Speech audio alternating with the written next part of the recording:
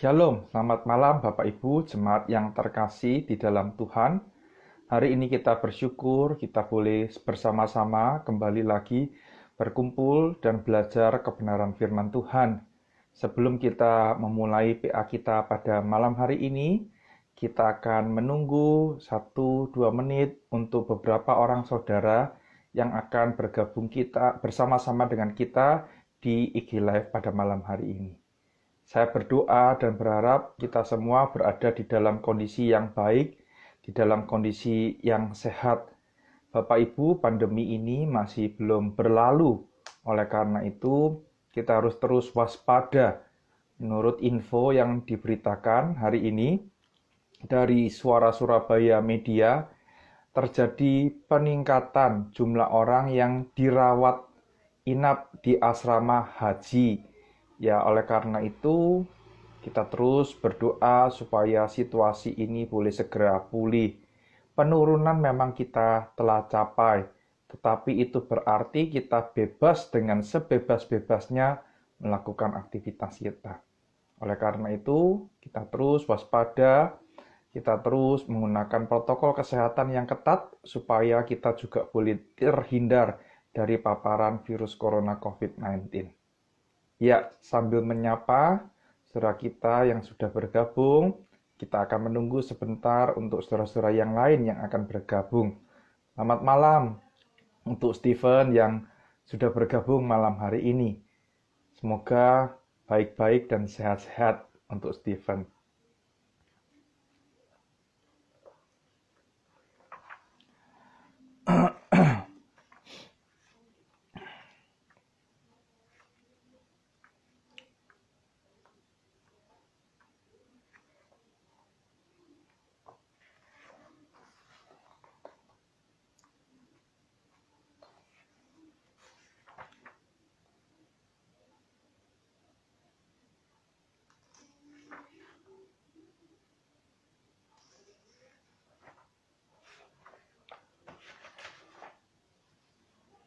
Ya, kita akan bersama-sama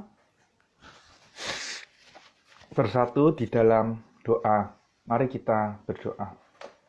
Bapa di dalam surga, kami sungguh bersyukur malam hari ini kami boleh bersama-sama berkumpul kembali di IG Live GKKK Kupang Jaya. Kami bersama-sama akan belajar kebenaran firman-Mu. Kiranya Tuhan sendiri yang memimpin, menolong, memberikan hikmat pengertian kepada setiap kami, supaya kami boleh benar-benar mengerti firman-Mu, terlebih lagi kami juga diberikan kemampuan untuk melakukan firman ini dalam kehidupan kami sehari-hari. Terima kasih ya Tuhan, pakai hamba-Mu yang penuh dengan kelemahan ini untuk membagikan firman bagi setiap kami. Dengar doa kami, dalam nama Tuhan Yesus kami berdoa. Amin. Ya, hari ini kita akan melanjutkan ya pembahasan kita yang terambil dari Keluaran pasal yang ke-20 ayat yang ke-17. Keluaran pasal yang ke-20 ayat yang ke-17. Demikian bunyi firman Tuhan. Jangan mengingini rumah sesamamu, jangan mengingini istrinya, atau hambanya laki-laki, atau hambanya perempuan, atau lembunya, atau keledainya, atau apapun yang dipunyai sesamamu. Amin. Bapak Ibu Saudara yang dikasihi oleh Tuhan, manusia diciptakan oleh Tuhan dengan sebuah rasa memiliki keinginan, begitu ya. Tidak ada manusia yang tidak memiliki yang namanya keinginan. Ketika kita lapar, kita memiliki keinginan untuk apa? Keinginan untuk makan. Dan makan itu adalah cara kita untuk memuaskan keinginan kita. Ya, jadi ketika kita lapar, kita itu memuaskan rasa lapar kita, keinginan kita, ya, untuk dengan cara apa? Dengan cara makan.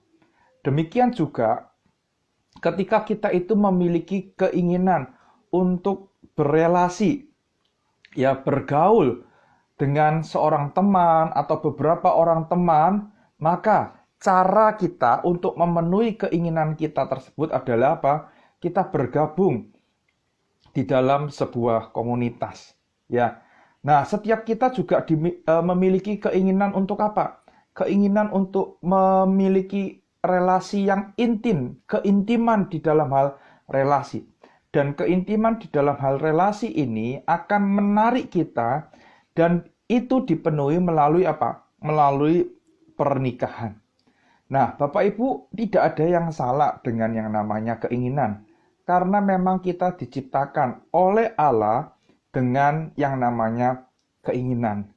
Tetapi Bapak Ibu, akan menjadi salah apabila keinginan yang kita miliki adalah keinginan yang tidak kudus. Keinginan yang kita miliki adalah keinginan yang bertentangan dengan firman Tuhan. Bapak Ibu, kita harus ingat bahwa manusia diciptakan oleh Tuhan dengan baik dan sempurna. Tetapi setelah manusia jatuh ke dalam dosa, dosa itu mempengaruhi keinginan manusia. Dosa itu merusak manusia. Nah, coba kita lihat Bapak Ibu ya. Ketika manusia pertama dicobai, ya, Adam dan Hawa itu jatuh ke dalam dosa. Bapak Ibu, coba kita lihat di dalam Kejadian pasal yang ketiga, ya. Kejadian pasal yang ketiga, ayat yang ke-1 sampai dengan ayat yang ke-6. Demikian bunyi firman Tuhan. Adapun ular ialah yang paling cerdik dari segala binatang di darat yang dijadikan oleh Tuhan Allah. Ular itu berkata kepada perempuan itu, "Tentulah Allah berfirman, semua pohon dalam taman ini jangan kamu makan buahnya, bukan?" Lalu saut perempuan itu kepada ular itu, "Buah pohon-pohonan dalam taman ini boleh kami makan. Tetapi tentang buah pohon yang ada di tengah-tengah taman, Allah berfirman, jangan kamu makan ataupun raba buah itu, nanti kamu mati." Tetapi ular itu berkata kepada perempuan itu, "Sekali-kali kamu tidak akan mati. Tetapi Allah mengetahui bahwa pada waktu kamu memakannya, matamu akan terbuka, dan kamu akan menjadi seperti Allah, tahu tentang yang baik dan yang jahat." Perempuan itu melihat, perhatikan, bahwa buah pohon itu baik untuk dimakan, dan sedap kelihatannya. Lagi pula pohon itu menarik hati karena memberi pengertian. Lalu ia mengambil dari buahnya dan dimakannya dan dibersihkannya juga dan diberikannya juga kepada suaminya yang bersama-sama dengan dia, dan suaminya pun memakannya. Bapak Ibu, manusia yang pertama, ya, ketika digodai oleh iblis, manusia ini ingin menjadi seperti Allah. Dikatakan apa? Manusia itu, perempuan itu, pohon itu dikatakan menarik hati karena memberi pengertian. Ya, Bapak Ibu, bukankah manusia diciptakan menurut gambar dan rupa Allah? Bukankah dengan diciptakan menurut gambar dan rupa Allah, hal itu berarti bahwa manusia memiliki hikmat dan pengertian. Jadi tidak perlu lagi makan buah pengetahuan yang baik dan jahat untuk menambah atau mendapatkan pengertian atau pengetahuan. Karena manusia telah diciptakan oleh Tuhan dengan baik, dengan sempurna, sesuai dengan gambar dan rupa Allah. Tetapi kita melihat apa yang menjadi reaksi dari Hawa. Dia terbujuk oleh rayuan iblis. Dia memakan buah pengetahuan yang baik dan jahat itu. Bapak Ibu, ketika dikatakan begini, tetapi Allah di dalam ayat yang kelima, tetapi Allah mengetahui bahwa pada waktu kamu memakannya, matamu akan terbuka dan kamu akan menjadi seperti Allah. Nah, ini problemnya Bapak Ibu. Manusia ingin menjadi seperti Allah. Manusia ingin mengetahui apa yang baik dan yang jahat. Di dalam hal inilah manusia itu jatuh ke dalam dosa. Manusia tidak tahu bahwa ia diciptakan dengan kapasitas yang sama serupa dengan Allah. Ia tidak tahu, bahkan mungkin ia lupa bahwa ia memiliki benih-benih moralitas di dalam hidupnya. Ia dapat membedakan mana yang baik, mana yang tidak baik, mana yang benar, mana yang salah. Sebelum manusia jatuh ke dalam dosa. Tetapi karena ia tidak bisa menguasai keinginannya, akhirnya jatuhlah perempuan itu. Bapak, Ibu, Saudara yang dikasihi oleh Tuhan, pada dasarnya memiliki keinginan itu baik. Tetapi kita harus melihat bahwa kita hidup di dalam dosa. Dunia berusaha menarik kita. Dunia berusaha menawan hati kita. Supaya kita memiliki keinginan yang tidak kudus. Kita memiliki keinginan yang tidak suci. Nah, Bapak Ibu, kalau kita membaca di dalam buku Katekismus Singkat Westminster, pertanyaan ke-79 sampai pertanyaan yang ke-81 dikatakan demikian. Pertanyaan yang ke-79, apa bunyi perintah ke-10? Jawabannya adalah perintah ke-10 berbunyi, jangan mengingini rumah sesamamu. Jangan mengingini istrinya, atau hambanya laki-laki, atau hambanya perempuan, atau lembunya, atau keledainya, atau apapun yang dipunyai sesamamu. Lalu pertanyaan yang ke-80. Apa yang dituntut dalam perintah ke-10? Perintah ke-10 menuntut agar kita puas sepenuhnya dengan kondisi kita, serta memiliki sikap yang benar dan penuh kasih terhadap sesama kita dan segala milik kepunyaannya. Pertanyaan ke-81. Apa yang dilarang dalam perintah ke-10? Perintah ke-10 melarang ketidakpuasan atas apa yang kita miliki. Iri hati atau kesal atas kebaikan yang dialami sesama kita. Dan semua dorongan hati serta perasaan yang tidak pantas terhadap apa yang dimilikinya.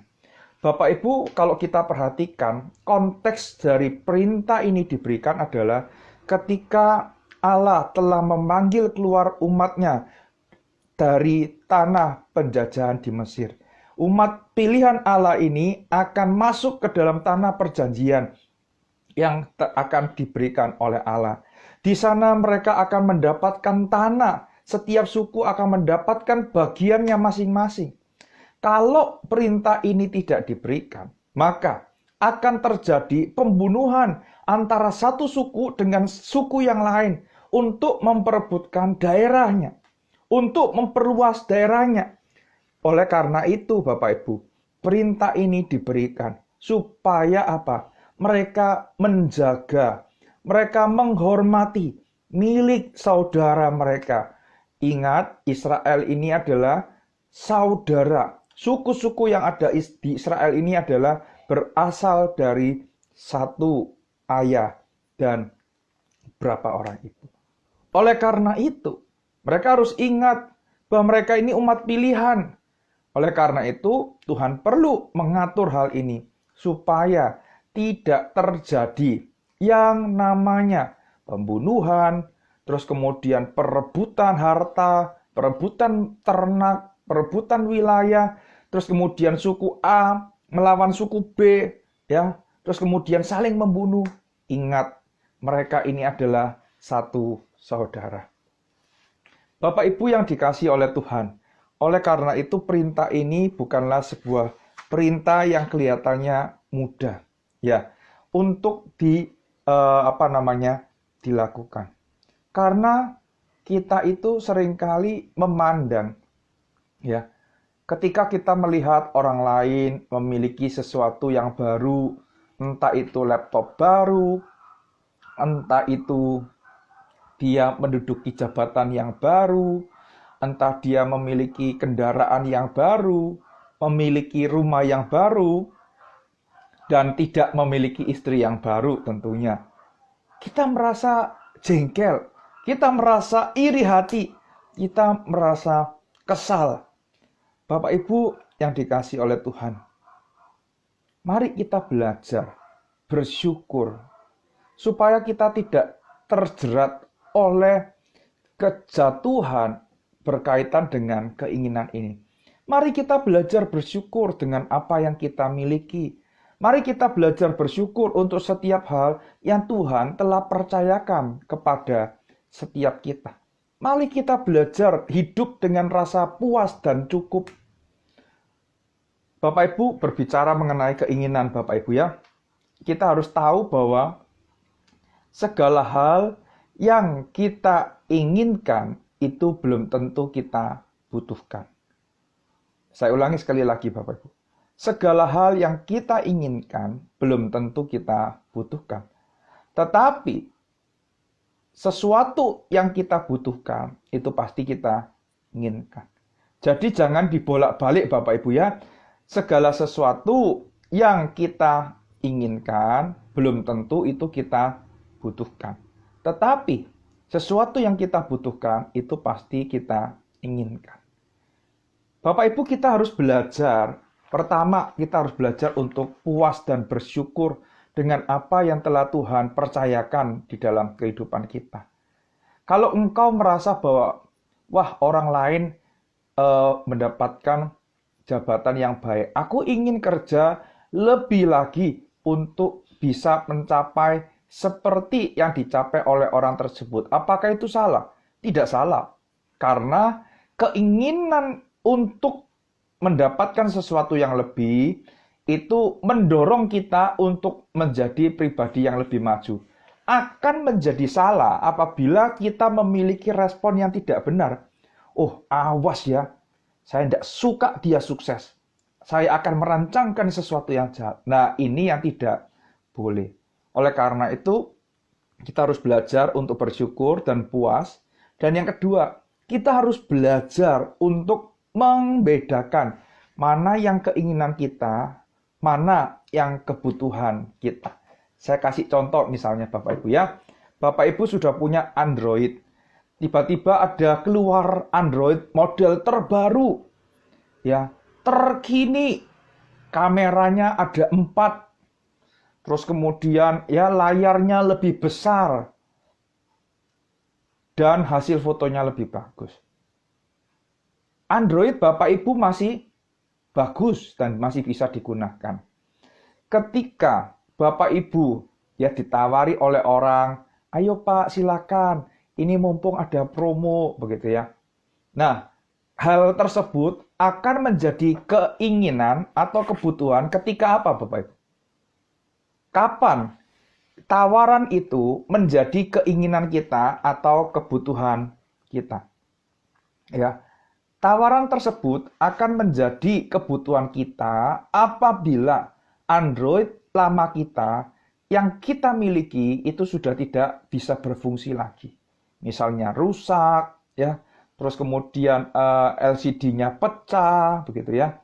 Mau tidak mau kita harus beli lagi. Itu namanya kebutuhan dan itu kita harus dan itu kita ingin untuk memilikinya. Tidak salah. Tetapi akan menjadi salah apabila yang kita miliki itu masih bisa berfungsi, tetapi kita hanya ingin, ya supaya orang lihat, wah aku keren, punya Android ini. Apalagi gonta-ganti Android, setiap keluar pasti ada yang dibeli, begitu kan. Nah ini adalah sesuatu yang kurang tepat, Bapak. Itu bukanlah yang kita butuhkan. Tetapi itu adalah keinginan kita. Untuk apa? Untuk dipandang sebagai orang yang mengikuti tren dan lain sebagainya. Jadi, bagaimana supaya kita tidak mengingini milik orang lain? Yang pertama tadi apa? Belajar untuk puas dan bersyukur dengan apa yang telah Tuhan percayakan, dengan apa yang telah Tuhan izinkan untuk kita peroleh dan kita capai di dalam kehidupan kita.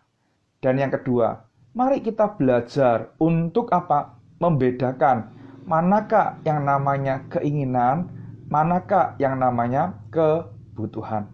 Dan yang ketiga, Bapak Ibu, mari kita minta terus Tuhan untuk mengoreksi hati kita. Mari kita minta terus Tuhan untuk menyelidiki hati kita. Jangan sampai hati kita menjadi tempat iblis atau si jahat atau dosa itu bertahta. Bapak Ibu, seperti yang saya sudah katakan tadi, bahwa setelah manusia jatuh dalam dosa, manusia itu memiliki kecenderungan untuk tidak melakukan apa yang baik, untuk tidak memilih melakukan yang baik, sekalipun dia tahu bahwa yang baik itu harus dilakukan. Nah, itu kecenderungan manusia yang berdosa.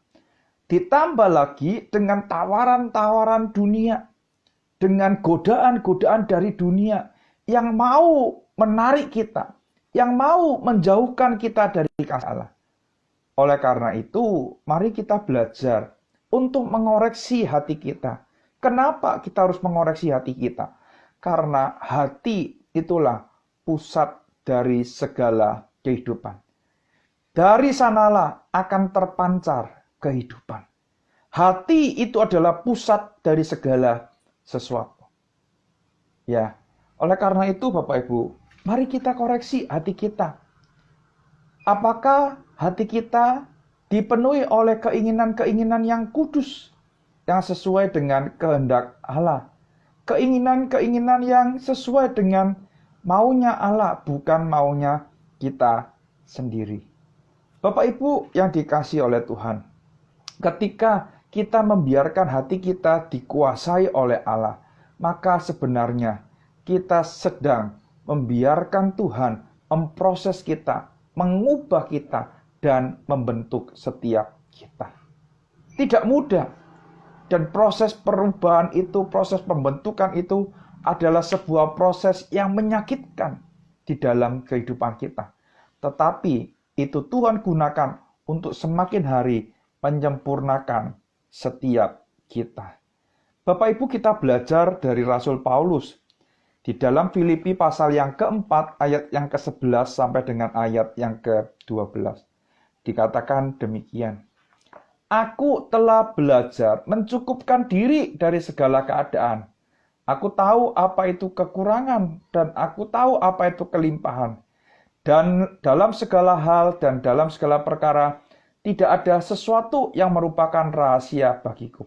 Baik dalam hal kenyang maupun dalam hal kelaparan, baik dalam hal kelimpahan maupun dalam hal kekurangan. Bapak Ibu, hati itu ya selalu ingin ya untuk menguasai entah itu harta, entah itu properti, entah itu milik orang lain. Oleh karena itu, supaya kita dijauhkan dari ya keinginan untuk mengingini orang lain, maka kita harus rajin-rajin mengoreksi hati kita di hadapan Tuhan. Ya. Jadi Bapak Ibu, yang pertama, belajar untuk puas, belajar untuk bersyukur, belajar untuk mencukupkan diri seperti yang dikatakan Paulus.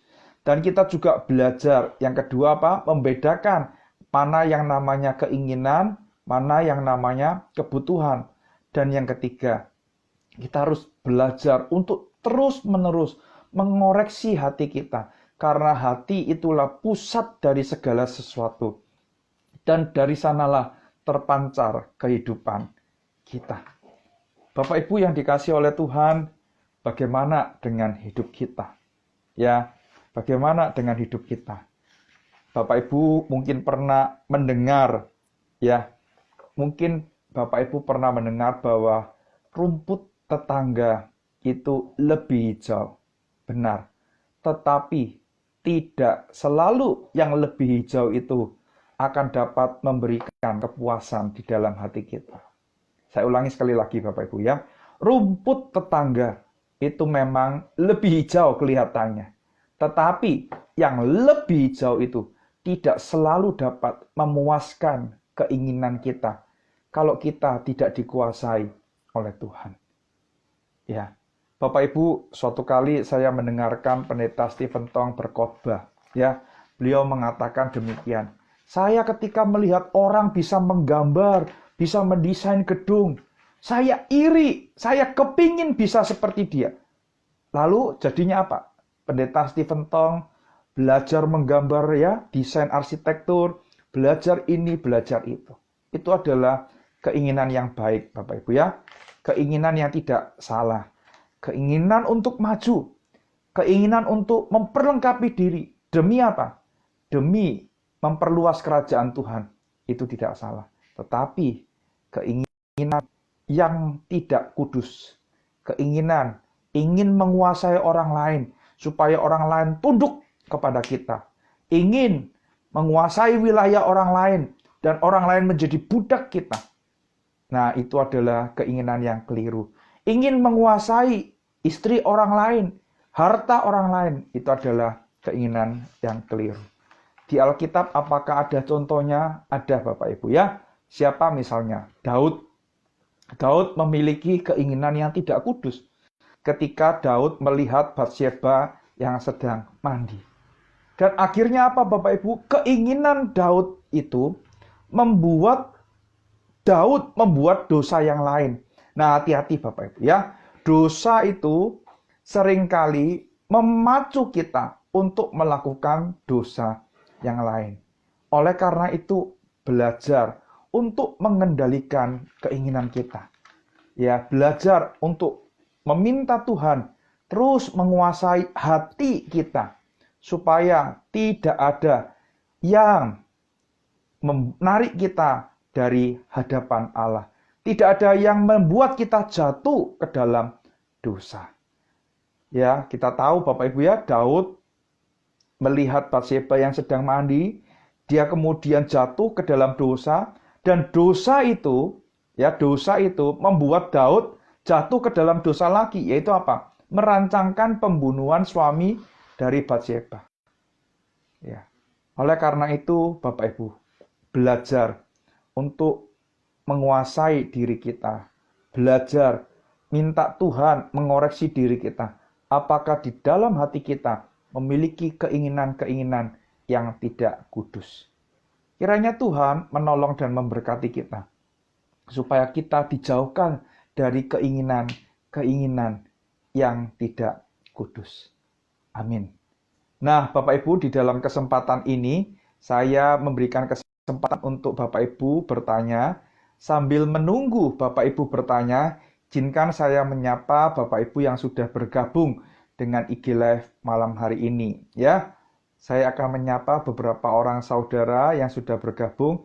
Ada pemilik akun jual tas koper Surabaya yang telah bergabung. Selamat malam, selamat bergabung. Ada juga Lause Victoria Wun. Selamat malam, Lause Victoria yang sudah bergabung. Ada Ibu Popi yang sudah bergabung. Ada Ibu Sri Tawami. Ada Ibu Nisye. Dan juga ada Saudara Kristianto Haryanto. Ya, selamat bergabung di IG Live Gereja Kristen Kalam Kudus Kupang Jaya yang ada di setiap hari Kamis. Silakan Bapak Ibu apabila ada pertanyaan, Bapak Ibu bisa menuliskannya di kolom yang ada tanda tanyanya itu. Ya. Nah, masih belum ada pertanyaan nih kelihatannya ya. Saya akan akhiri dahulu di dalam doa. Setelah itu, setelah selesai berdoa, apabila ada pertanyaan, saya akan membacakan pertanyaan tersebut dan berusaha menjawab pertanyaan itu. Mari sama-sama kita bersatu di dalam doa. Terima kasih ya Tuhan untuk firman-Mu yang sekali lagi mengingatkan kami. Bahwa Tuhan menciptakan kami dengan memiliki keinginan. Tetapi setelah manusia jatuh ke dalam dosa, hati kami dikuasai oleh dosa. Hati kami tidak dikuasai oleh Tuhan, bahkan kami memiliki kecenderungan untuk berbuat dosa. Oleh karena itu ya Tuhan, kami seringkali memilih untuk memuaskan keinginan kami daripada kami memuaskan keinginan Tuhan. Seringkali keinginan kedagingan kami yang kami puaskan, bukan keinginan yang kudus, yang sesuai dengan firman Tuhan yang kami puaskan. Bahkan terkadang ketika kami melihat orang lain yang lebih daripada kami menjadi iri, kami menjadi marah. Dan kami mengingini dengan cara-cara yang tidak baik. Oleh karena itu, Tuhan, malam ini ketika kami mendengarkan firman-Mu, kami mohon Tuhan mengampuni kami atas segala dosa kami. Tuhan berkuasalah atas hati kami. Tuhan berkuasalah atas hidup kami, supaya kami tidak dikuasai oleh keinginan-keinginan yang jahat, keinginan-keinginan yang tidak kudus. Terima kasih ya Tuhan untuk kesempatan pada malam hari ini. Kami boleh bersama-sama mendengarkan kebenaran firman Tuhan. Biarlah Allah Roh Kudus yang akan menolong kami untuk melakukan firman ini di dalam kehidupan setiap kami. Dengar doa kami, di dalam nama Tuhan Yesus kami berdoa. Amin. Ya, Bapak Ibu, saya melihat masih belum ada pertanyaan. Terima kasih telah bergabung di PA Tuhan memberkati kita semua. Tetap waspada, ingat protokol kesehatan karena pandemi ini belum selesai. Sampai jumpa minggu yang akan datang dan Tuhan Yesus memberkati.